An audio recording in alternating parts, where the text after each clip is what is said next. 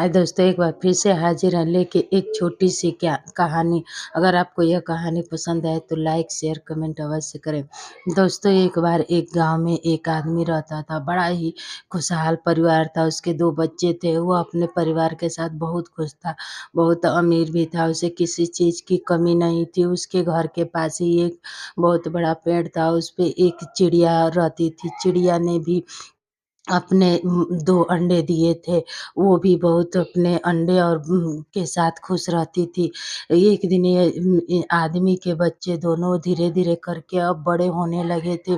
बड़े होते ही दोनों बच्चे की शादी-विवाह हो गई और ये दोनों व्यक्ति बहुत ही खुशहाल थे। इधर चिड़िए के भी बच्चे अंडे से निकलने ही वाले थे कि अंडे से बच्चे निकले।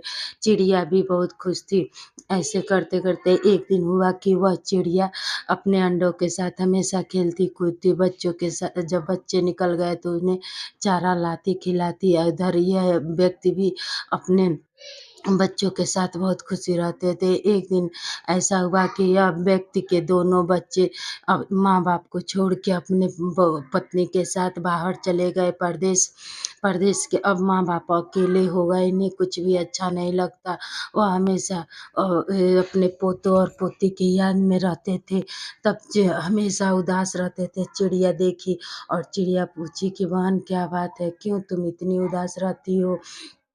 तब वह बोली कि क्या करें बहन, हम तो इतने उदास हैं कि हमारी जीवन उदासी भरी ही है, क्योंकि मेरे दोनों बच्चे परदेश चले गए। मेरे बुढ़ापे के सहारे थे, अब हम किसके सहारे रहेंगे?